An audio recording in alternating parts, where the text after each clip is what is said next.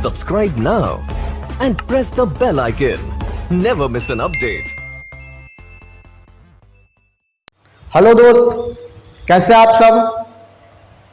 उम्मीद करते हैं ठीक होंगे और biology with Manish Kumar channel के साथ आपकी पढ़ाई भी बेहतरीन ढंग से चल रही होगी। मैं Manish Kumar biology with Manish Kumar channel में फिर से आपका स्वागत करता हूं। 10th के सबसे इंपॉर्टेंट टॉपिक जनन पे हम लोग बात कर रहे हैं। आज हमारे इस चैप्टर का 6ठा लेक्चर है। इससे पहले हम लोगों ने 5 लेक्चर्स को कवर किया है, जिसमें हम लोग नर जनन तंत्र, मादा जनन तंत्र, पुष्पी पादप में लैंगिक जनन, अलैंगिक जनन, कायिक प्रवर्धन, टिश्यू कल्चर और इसके साथ विभिन्नता का महत्व और भी चीजों का डिस्कस किया है। अगर आप इन सारे लेक्चर्स को नहीं देखे हैं तो चैनल्स के प्लेलिस्ट में जाएंगे, क्लास 10th बायोलॉजी को खोलेंगे तो वहां पर आपको ये सारे लेक्चर्स अपलोड मिलेंगे। आज हम लोग का जो सबसे पहला टॉपिक होगा वो होगा स्त्रियों में अंडाणु के निषेचन नहीं होने के बाद की घटना। यानी कि हम लोग देखे थे कि नर और मादा दोनों में युग्मक का निर्माण होता है। वो युग्मक आगे चल करके निषेचन में भाग लेता है और उसके बाद वो संतान की उत्पत्ति करता है। तो अगर निषेचन हुआ, पीछे के लास्ट क्लास में हम लोग निषेचन के बारे में डिटेल स्टडी कर चुके हैं लेक्चर 5 में। फिर से आपको प्लेलिस्ट में ये लेक्चर अपलोड मिलेंगे, वहां से देख लेना निषेचन किस तरह से हो रहा है। अब हम लोगों को जो देखना है वो ये कि अगर अंडाणु का निषेचन नहीं होगा तो फिर क्या होगा। निषेचन हो गया तो संतान की उत्पत्ति होगी, और अगर निषेचन नहीं होता है तो फिर उस अंडाणु का मादा के शरीर में क्या होता है। चलिए इस बेहतरीन लेक्चर का शुरुआत करेंगे, लेकिन उससे पहले अगर आप चैनल पे नए हैं तो प्लीज चैनल को लाइक, शेयर और सब्सक्राइब जरूर करिए, ताकि आगे आने वाले वीडियो का नोटिफिकेशन आपको मिलता रहे और आपकी पढ़ाई बेहतरीन ढंग से चलती रहे। तो दोस्त, आपको फिर से बता रहे हैं, ये चैनल आपके सभी बोर्ड के लिए और सभी माध्यम के लिए वीडियो अपलोड करवा रही है, और इसके साथ ही आपको वीडियो के डिस्क्रिप्शन बॉक्स में नोट्स के लिंक मिलेंगे, जहां से आपको डाउनलोड कर लेना है वीडियो को देखने से पहले। चलिए दोस्त, शुरू करेंगे आज के इस बेहतरीन लेक्चर का। कहां से? तो मादा में अंडाणु के निषेचन नहीं होने के बाद की घटना या बाद की क्रिया। यहां देखेंगे जरा, मादा में अंडाणु के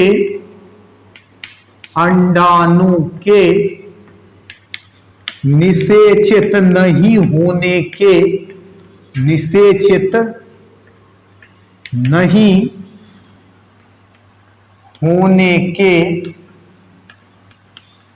बाद की क्रिया।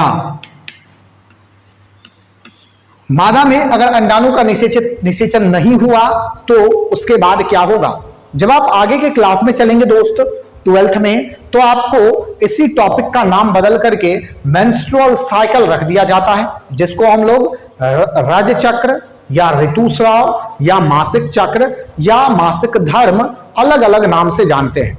यहां आपको डिटेल बताया जाएगा इस चैनल पे, आपको घबराना नहीं है, आपको कम नहीं बताया जाएगा। 12th के लेवल तक आपको ले जाया जाएगा कि ताकि आगे आने वाली क्लास में भी आपको दिक्कत नहीं हो।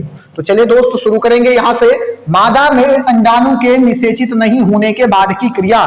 सर, मादा में जब अंडाणु का निषेचन हो गया तो वो संतान की उत्पत्ति करेगी, ये हम लोग पीछे के लेक्चर से जान रहे हैं। आज के लेक्चर में मेन टॉपिक हमारा होगा कि अगर निषेचन नहीं हुआ तो क्या होगा। तो देखिए जरा कि निषेचन नहीं होगा तो क्या होगा। उससे पहले आपको यह जानना जरूरी है कि अंडाणु का निर्माण हो किस तरह से रहा है। तो देखिए जरा दोस्त, सबसे पहले आप ये समझिए कि मादा में अंडाणु का निर्माण, जैसे हम लोग नर में शुक्राणु के निर्माण का बात करें तो नर में शुक्राणु का निर्माण एक एज, निश्चित एज के बाद, यानी कि प्यूबर्टी आपको बताया गया, यौवनारंभ के बाद होता है। लेकिन मादा में अंडाणु का निर्माण कई, यानी कि भ्रूण अवस्था में ही, जो भ्रूण अवस्था, मादा जब भ्रूण अवस्था में अपने माता के गर्भ में है, उसी समय से मादा में अंडाणु के निर्माण की प्रक्रिया शुरू हो जाती है। उस समय में कुछ प्रक्रिया होती है, कुछ प्रक्रिया रुक जाती है, जिसके बाद मादा के जन्म के बाद फिर कुछ प्रक्रिया होगी, फिर रुकेगी, और फिर उसके बाद जब मादा में यौवनारंभ शुरू होगा तो उसके बाद अंडाणु के निर्माण की प्रक्रिया शुरू होती है। ये आपको नोट करके रखना है, आपके स्तर में इन बातों का चर्चा नहीं किया जाता है। चलिए दोस्त, लेकिन बढ़ेंगे आगे और देखेंगे यहां पर कि किस तरह से निषेचन नहीं अगर होगा तो निषेचन नहीं होने के बाद क्या क्या हो रहा है। चलिए, सबसे पहले आप ये समझिए कि ये एक मादा का अंडाशय है। ठीक, ये एक अंडाशय, ओवरी जिसको आप कहते हैं। इस अंडाशय में सबसे पहले यहां पर आपको कई कोशिका मिलेंगे, 1 से 1.5 लाख के आसपास, जिसको हम लोग फॉलिकल नाम देते हैं। फॉलिकल, पुटिका कहा जाता है इसको दोस्तों। क्या कहा जाता है? पुटिका। देखेंगे जरा, ये पुटिका विकसित होगा यहां पर और इसका संख्या डिक्रीज करेगा। इसके बाद ये पुटिका जब विकसित होगा तो प्राथमिक पुटिका का निर्माण करता है। प्राथमिक पुटिका का क्या करेगा? निर्माण करेगा। ये प्राथमिक पुटिका आगे बढ़ेगा और अपने ऊपर क्या करता है कि 2 परत का निर्माण कर लेता है। ये दोनों परत, एक जोना पेल्यूसिडा और दूसरा कोरोना रेडियाटा। याद रखेंगे नाम, ये सारा नाम आपके लिए इंपॉर्टेंट होने वाला है आगे अभी। तो क्या होगा? जोना पेलुसिडा और कोरोना रेडियाटा का निर्माण यहां कर लिया और इस संरचना को अब हम लोग नाम देते हैं द्वितीयक पुटिका। क्या नाम देते हैं? द्वितीयक पुटिका। ध्यान देंगे, ये जो 1 डिग्री 2 डिग्री लिखा जा रहा है, ये प्राथमिक और द्वितीयक को हम लोग डिनोट करते हैं इससे।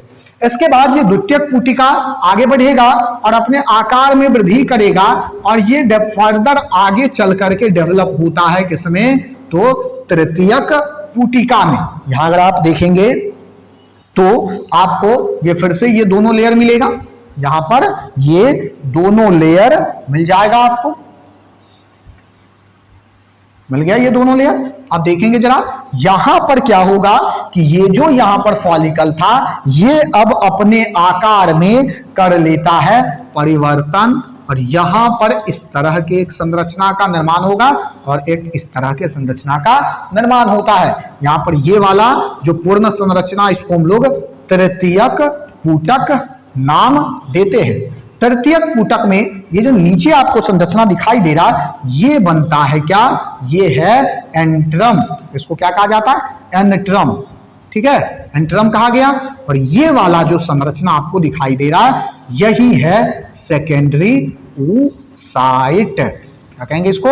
Secondary oocyte। ध्यान देंगे, ये पुटिका प्राथमिक पुटिका में विकसित हुआ, प्राथमिक पुटिका द्वितीयक पुटिका में, द्वितीयक पुटिका तृतीयक पुटिका में और तृतीयक पुटिका आगे ग्राफियन फॉलिकल में विकसित होता है। यही जो तृतीयक पुटिका आपको दिख रहा है, यही आगे ग्राफियन पुटिका का निर्माण करता है।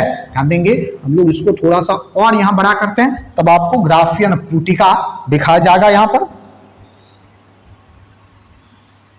चलिए, ये रहा। इसके बाद ये ग्राफियन पुटिका का निर्माण हो गया। अब देखेंगे जरा कि जब ये यहां पर पूर्ण रूप से मैच्योर हो गया, परिपक्व हो गया, तो ये ग्राफियन पुटिका, हम लोग लिख देते हैं इसका नाम, ये रहा ग्राफियन पुटिका। ग्राफियन पुटिका, ग्राफियन पुटिका। चलिए देखिए जरा, ग्राफियन पुटिका, ये ग्राफियन पुटिका जब मैच्योर होगा तो टूटेगा और यहां से अब ये जो आपका सेकेंडरी द्वितीयक oocyte, द्वितीयक अंडक है, ये यहां से क्या होता है? बाहर आता है और बाहर आने के बाद इस संरचना को हम लोग नाम क्या देते हैं? अंडाणु। क्या नाम देते हैं? अंडाणु। ध्यान देंगे जरा, बड़ा इंपॉर्टेंट टॉपिक है। फिर से एक बार आप समझेंगे, क्विक रिकैप लेंगे इसका। क्या कहा गया? ये पुटिका है पुटिका आगे विकसित होता है oocyte में, प्राइमरी oocyte में, प्राइमरी oocyte प्राथमिक पुटिका में, प्राथमिक पुटिका द्वितीयक पुटिका में, द्वितीयक पुटिका तृतीयक पुटिका में, तृतीयक पुटिका आगे विकसित हो जाएगा ग्राफियन पुटिका में। जब ग्राफियन पुटिका मैच्योर होगा, परिपक्व होगा, तो यहां से ये वाला संरचना बाहर आएगा जिसको हम लोग नाम देंगे अंडाणु। ध्यान देंगे जरा, जो आपको बताया जाता है ये सेकेंडरी oocyte ही है, ये अंडाणु अभी सेकेंडरी oocyte है। आगे आने वाले क्लास में जब 10th के बाद आप 12th में बायो पढ़ेंगे तो आपको बताया जाएगा यहां अंतर कि अंडाणु और सेकेंडरी oocyte में अंतर होता है। ठीक है, बेहतरीन लेक्चर जो होगा वहां पर आपको ये जरूर बताया जाएगा कि अंडाणु और सेकेंडरी oocyte में डिफरेंस है। हम लोग अपने लैंग्वेज के कॉन्वेनियंस के लिए, अपनी भाषा को आसान करने के लिए केवल अंडाणु टर्म उपयोग करते हैं, लेकिन ये हकीकत में क्या है, सेकेंडरी oocyte है। जब ये सेकेंडरी oocyte आगे निषेचित होगा तब ये अंडाणु का निर्माण करता है। चलिए, तो ये अंडाणु का निर्माण हो गया। अब निषेचन का प्रक्रिया आप पढ़ चुके हैं, निषेचित नहीं होगा तो ये अंडाणु क्या होगा। तो देखिए, ये प्रक्रिया मादा में 10 से 12 वर्ष में अंडाणु का निर्माण होना शुरू होगा, यौवनारंभ के समय। अब ये चक्रीय परिवर्तन मादा में है कि हर महीने इस अंडाणु का निर्माण मादा के शरीर में होता है। ये जो मादा के शरीर में हर मंथ जो प्रक्रिया चल रहा है, चक्रीय प्रक्रिया, चक्रीय प्रक्रम, उसको हम लोग मासिक चक्र, रज चक्र, रजोधर्म या फिर मासिक धर्म के नाम से जानते हैं। अब देखिए जरा, इस मासिक चक्र में क्या सब चीज होगा। देखिए जरा कि मासिक चक्र का शुरुआत मादा में 10 से 12 वर्ष की उम्र में होता है और इसके बाद इस मासिक चक्र में यानी कि यौवनारंभ के बाद, यानी कि यौवनारंभ के बाद, ध्यान देंगे जरा, यौवनारंभ यानी कि प्यूबर्टी, प्यूबर्टी के बाद क्या होता है, यौवनारंभ के बाद ये प्रक्रिया इस तरह से होगा कि जब यौवनारंभ शुरू होगी, यौवनारंभ के बाद मादा के शरीर में ये ग्राफियन पुटिका यहां से यहां तक पहुंचने में, ध्यान देंगे ये भ्रूण अवस्था का कहानी है। ये जैसे जैसे एज बढ़ा, एज के इंक्रीजमेंट के साथ साथ इस तरह का परिवर्तन आपको देखने के लिए मिलता है। अब यहां आप देखेंगे कि जब प्यूबर्टी हुआ, यौवनारंभ के बाद ये ग्राफियन पुटिका टूटा और यहां अंडाणु रिलीज हुआ। अंडाणु क्या हुआ, रिलीज हुआ।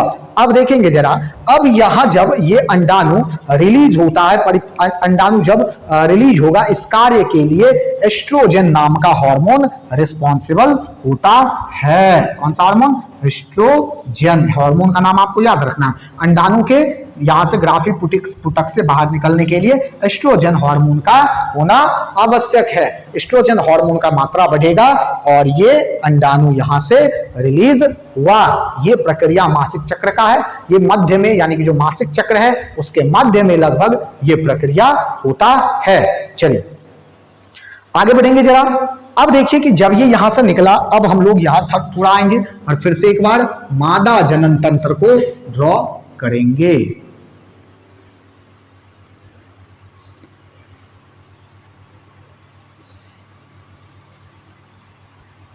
ये एक आउटलाइन डायग्राम है मादा जनन तंत्र का। अब देखिए जरा कि यहां से यहां पर क्या है, यहीं पर है अंडाणु, यहां पर से अंडाणु रिलीज हुआ, यहां पहुंचा और ये वाला संरचना है किसका, ये वाला संरचना है गर्भाशय का। ये मादा जनन तंत्र पढ़ाते समय आपको बताया गया है।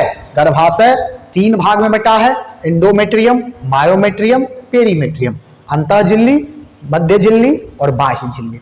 चलिए, ये जो अंडाणु यहां से आया, अंडाणु आया, अब ये अंडाणु यहां आएगा। अब देखिए कि हम लोग निषेचन नहीं होने के बाद की प्रक्रिया का अध्ययन कर रहे हैं, तो ये अंडाणु में निषेचन नहीं हुआ और ये अंडाणु यहां से चल करके यहां पहुंचा और यहां चिपक गया। आपको निषेचन के समय में बताया गया था दोस्त कि अगर निषेचन हुआ तो भी यहां आएगा, अगर निषेचन नहीं हुआ तो भी यहां आएगा। अब देखिए जरा, यहां पर आकर के क्या होता है, चिपक जाता है। कहां से, तो गर्भाशय के अंतः स्तर से, गर्भाशय के अंतः स्तर से ये संरचना आकर के क्या हुआ, चिपक गया। जब ये गर्भाशय के अंतः स्तर से चिपकेगा तो यहां तक रक्त कोशिका का प्रवाह है, यहां तक रक्त कोशिका का प्रवाह है। आपको याद रखना है कि यहां तक क्या होगा कि रक्त कोशिका पहुंचा हुआ है। रक्त कोशिका का प्रवाह यहां तक है, ये अभी आप याद रखेंगे, अभी आपको बताया जाएगा कारण क्यों कहा जा रहा है ऐसा। अब देखिए जरा कि जब यहां से इस ग्राफियन फॉलिकल से यहां ये सारा इसी का ये अंडाशय है, ये मादा का अंडाशय है और इसी अंडाशय का संरचना हम लोग यहां ड्रॉ किए हैं। इसी अंडाशय का संरचना हम लोग क्या किए, यहां हम लोग लिख देते हैं दिस स्ट्रक्चर बिलोंग टू अंडाशय।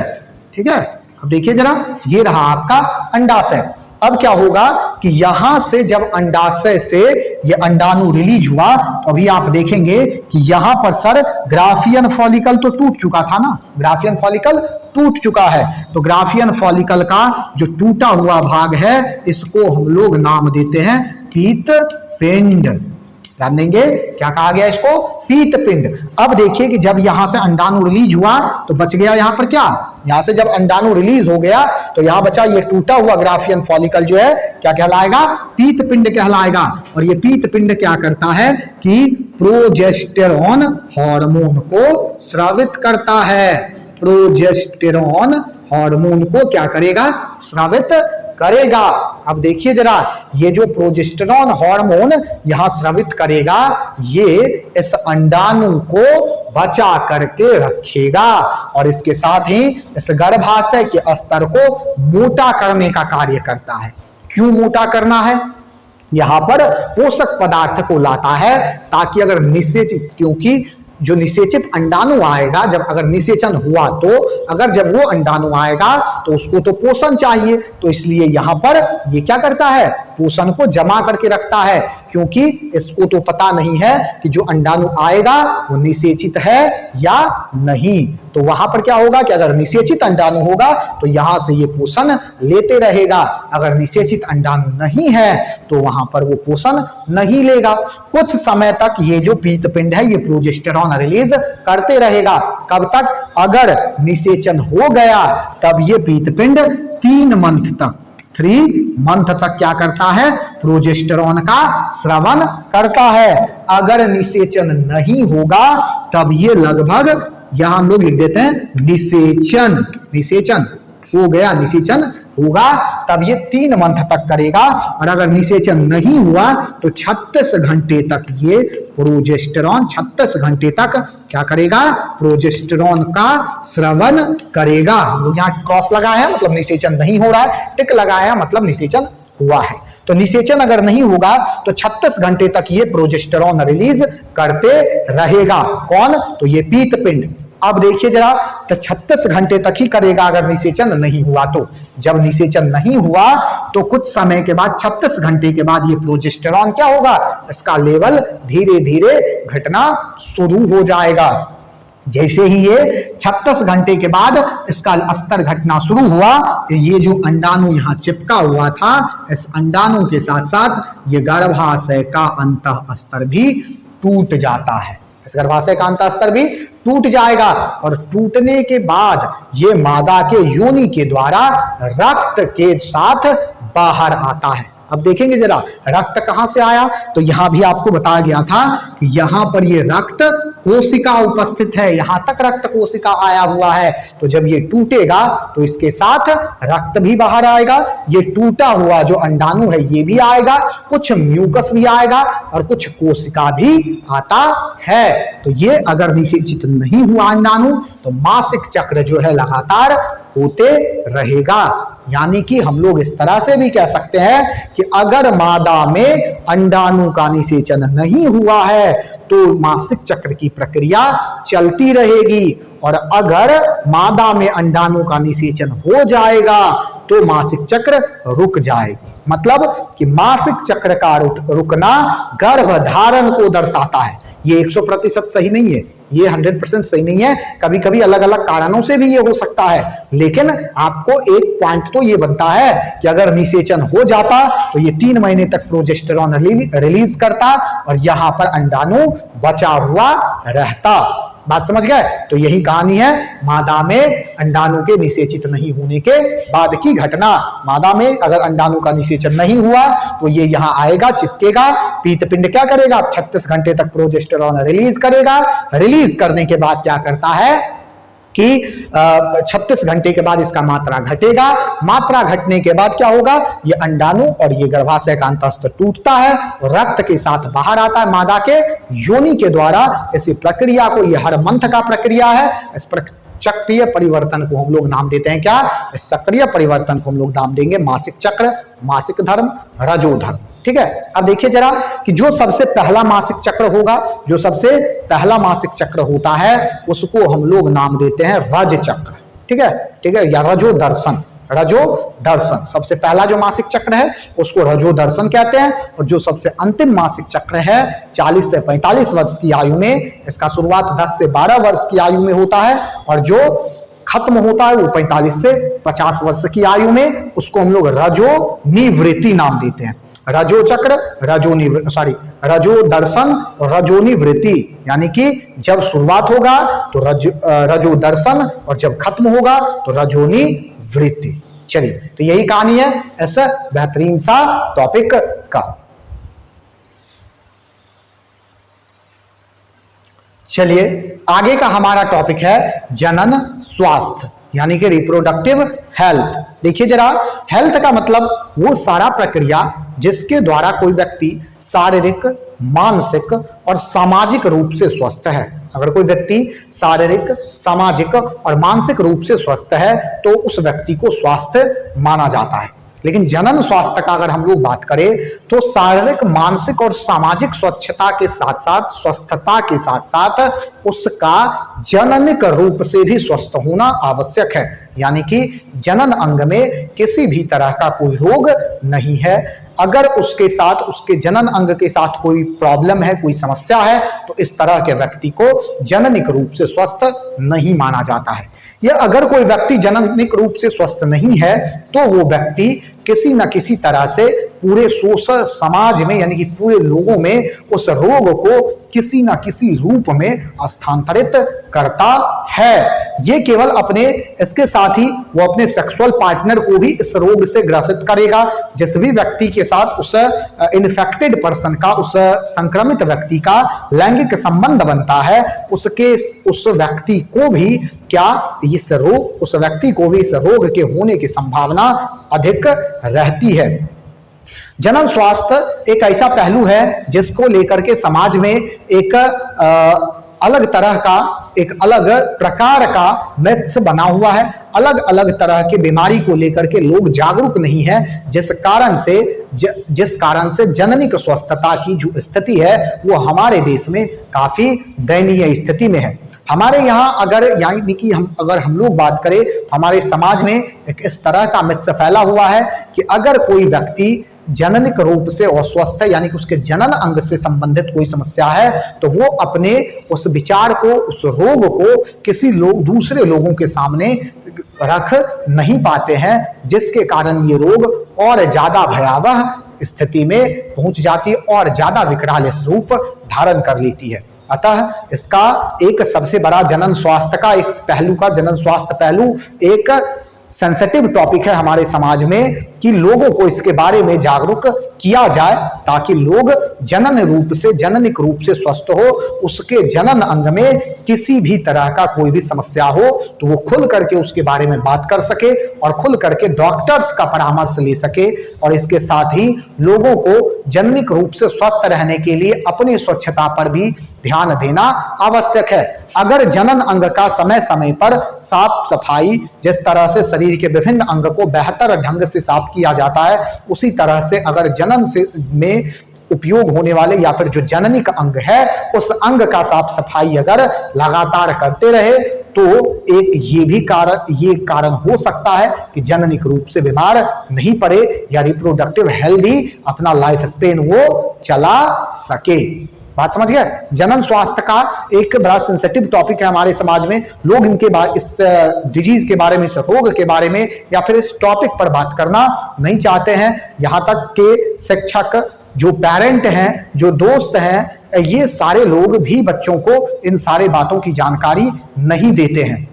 बच्चों को चाहिए कि अपने जनन अंग का प्रॉपर जानकारी होना चाहिए। जिस एज ग्रुप से आप बिलोंग करते हैं वहां पर आपके ब्रेन में अलग अलग तरह की क्यूरियोसिटी आती है, अलग अलग तरह के क्वेश्चंस आते हैं जिसको शिक्षक के साथ डिस्कस करना आवश्यक है। अगर जनन अंग में किसी भी तरह का कोई समस्या हो तो डॉक्टर्स से परामर्श लेना आवश्यक है, अपने पेरेंट से मिलना आवश्यक है, अपने दोस्त के साथ उस बात का चर्चा करना आवश्यक है ताकि एक स्वस्थ समाज का निर्माण हो सके। चलिए दोस्त, जनन स्वास्थ्य का यही सारा मुद्दा है। आगे हम लोग देखेंगे लैंगिक जनन संचारित रोग। लैंगिक जनन संचारित रोग क्या है? लैंगिक जनन संचारित रोग देखेंगे जरा। ऐसा रोग लैंगिक जनन संचारित रोग, ध्यान देंगे जरा। यहां क्या कहा गया है? इसको इंग्लिश में हम लोग कहते हैं sexually transmitted disease. Sexually transmitted disease यानी कि ऐसा रोग, सेक्सुअली ट्रांसमिटेड डिजीज, इसको हम लोग शॉर्ट फॉर्म में STD भी नाम देते हैं। सेक्सुअली ट्रांसमिटेड डिजीज ऐसा रोग है जो लैंगिक जनन के कारण उत्पन्न होता है या फिर ब्लड ट्रांसफ्यूजन यानी कि रक्त का आदान प्रदान भी इसका कारण बन सकता है। जैसे अगर हम लोग इसका बात करें तो अगर कोई एक पर्सन, जैसे अभी हम लोग बात किए कि अगर कोई एक पर्सन किसी भी तरह के लैंगिक जनन संचारित रोग से ग्रसित है, अगर वो कोई भी व्यक्ति लैंगिक जनन संचारित रोग से ग्रसित है और वो एक स्वस्थ व्यक्ति के साथ लैंगिक संबंध बनाता है, लैंगिक जनन में भाग लेता है, तो वो व्यक्ति जो पहले से स्वस्थ था उस व्यक्ति में भी इस तरह का रोग उत्पन्न हो सकता है। यानी कि हम लोग ऐसे कह सकते हैं यौन संबंध से होने वाले संक्रामक रोग को हम लोग लैंगिक जनन संचारित रोग नाम देते हैं। ध्यान देंगे जरा, लैंगिक जनन संचारित रोग रक्त के ट्रांसफ्यूजन से भी होगा। ऐसा नहीं कि केवल जनन यौन संबंध बनाने से ही एक व्यक्ति से दूसरे व्यक्ति में होता है।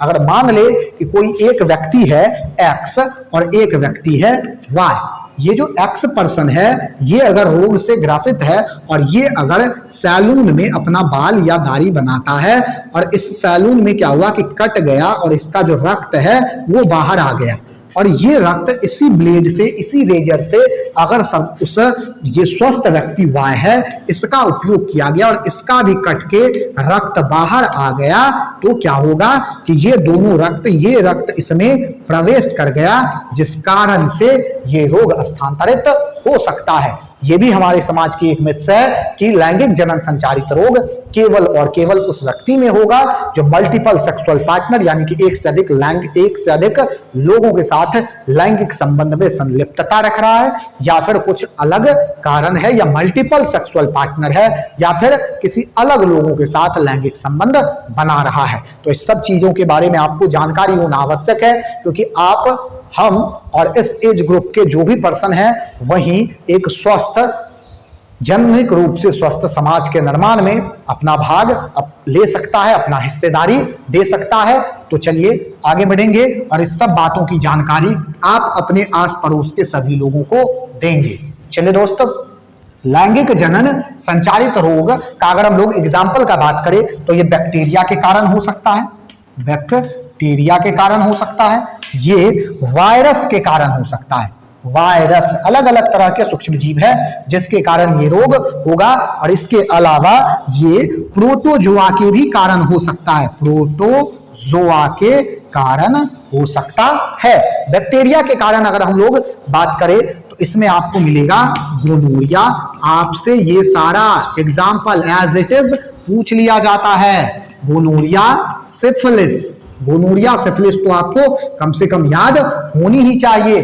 गोनोरिया, सिफिलिस, इसके अलावा यूरेथ्राइटिस, सर्विसाइटिस, यूरेथ्राइटिस, नाम और प्रोनाउंसिएशन दोनों पे ध्यान देंगे, यूरेथ्राइटिस एंड सर्विसाइटिस, सर्विसाइटिस, ये सारा बैक्टीरिया जनित लैंगिक जनन संचारित रोग है। किसका कारण क्या होगा? बैक्टीरिया होगा। और इस जनन संचारित रोग का कारण क्या हो रहा है? बैक्टीरिया हो रहा है। तो ये बैक्टीरिया जनित रोग है gonorrhoea, syphilis, urethritis, cervicitis. Virus का बात करें तो सबसे खतरनाक रोग एड्स जिसको आप कहते हैं, या कहीं कहीं इसको HIV भी कहा जाता है। एड्स का फुल फॉर्म होता है एक्वायर्ड इम्यूनो डिफिशियंसी सिंड्रोम, और इसका कारण है HIV, human immuno deficiency virus, इसका पूरा नाम है। ये भी आपको याद रहनी चाहिए। ये एड्स जो है HIV के कारण होता है। अगर कोई पर्सन HIV पॉजिटिव है तो ऐसा मान लिया जाता है कि वो एड्स से ग्रसित है। बिल्कुल नहीं, ये आपकी गलत अवधारणा है, इस तरह का बात नहीं है। अगर कोई व्यक्ति HIV पॉजिटिव है तो हो सकता है कि वो 25 साल तक, 30 साल तक कहीं कहीं अपना स्वस्थ रूप से जीवन यापन कर सके। हाँ, लेकिन ये बात जरूर है कि वो उस रोग को दूसरे लोगों में संचारित कर सकता है। ठीक है दोस्तों, चलिए आगे बढ़ेंगे। HIV एड्स के बारे में आप जान चुके हैं। एड्स के अलावा हर्प्स भी, हर्पस आप इसको पढ़ते हैं, हर्पस, ये रोग भी क्या है? वायरस जनित रोग है। एड्स और हर्पस दोनों बड़ा खतरनाक रोग है और इसका इलाज संभवतः नहीं है अभी तक, तो इसलिए इन सब रोगों से बच करके ही रहना आवश्यक है। चलिए, आप सुने होंगे prevention is better than cure. Prevention is better than cure. Prevention is better than cure कहने का मतलब क्या? कि रोग होगा उसके बाद इलाज कराएंगे, उससे बेहतर तो दोस्त यही है कि पहले से ही रोग होने ही नहीं दिया जाए, प्रिवेंशन किया जाए, उस रोग से बचने का तरीका ढूंढा जाए। ठीक है, तो चलिए आगे बढ़ेंगे। प्रोटोजोआ जनित रोग में जो मुख्य रोग है वो आपको याद रखना है, क्या? ट्राइकोमोनियेसिस। क्या कहेंगे? ट्राइकोमोनियेसिस। क्या कहेंगे? ट्राइकोमोनियेसिस। ये रोग जो है ये किसके कारण होता है? प्रोटोजोआ जनित रोग है। ये भी आपको याद रखना है। एग्जाम्पल सारा याद रखना है आपको कि एक बैक्टीरिया जनित रोग में है गोनोरिया, सिफिलिस, यूरेथ्राइटिस, सर्विसाइटिस। उसके बाद वायरस में आपको मिलेगा एड्स, इसके बाद आपको मिलेगा यहां पर एड्स मिलेगा और हर्पेस मिलेगा। प्रोटोजोआ में ट्राइकोमोनियेसिस मिलता है। चलिए, तो ये हमारा अलग अलग तरह से होने वाला लैंगिक जनन संचारित रोग है। तो आज के क्लास में हम लोग कवर किए क्या सब? तो सबसे पहला कवर किया अभी तक में स्त्रियों में निषेचन नहीं होने के बाद अंडाणु क्या होगा, यानी कि मादा में निषेचन नहीं होने के बाद की क्रिया, पहला बात। दूसरा बात, हम लोग जनन स्वास्थ्य जैसे सेंसिटिव मुद्दा पे बात किए। तीसरा, हम लोग लैंगिक जनन संचारित रोग की किस तरह से लैंगिक जनन संचारित रोग होगा और उसका कारण अलग अलग तरह का जो ये वायरस जीव है, सूक्ष्म जीव, किसके कारण कौन सा रोग होगा। ये एग्जाम्पल आपको एकदम दोस्त याद होना चाहिए, रटा हुआ जबान पे। तो आप क्योंकि आपके एग्जाम में ये एज इट इज पूछा जाता है, सीधा सीधा ऑब्जेक्टिव यहां से आपका बनेगा। ठीक है, तो चलिए दोस्त, आज हम लोग अपने इस सभा को यही खत्म करेंगे। अगर आप चैनल पे नए हैं तो चैनल को लाइक, शेयर और सब्सक्राइब करना बिल्कुल नहीं भूलिए, ताकि मोटिवेशन मिले और हम लोग भी और अधिक ऊर्जा के साथ आपके लिए कार्य कर सके। वीडियो के डिस्क्रिप्शन में आपको हैंड रिटेन नोट मिलेंगे, वहां से आपको डाउनलोड करना, उसके बाद आपको देखना है वीडियो। चलिए दोस्त, खत्म करेंगे सभा को, तब तक मिलेंगे आगे आने वाले लेक्चर में। तब तक के लिए जय हिंद, जय भारत।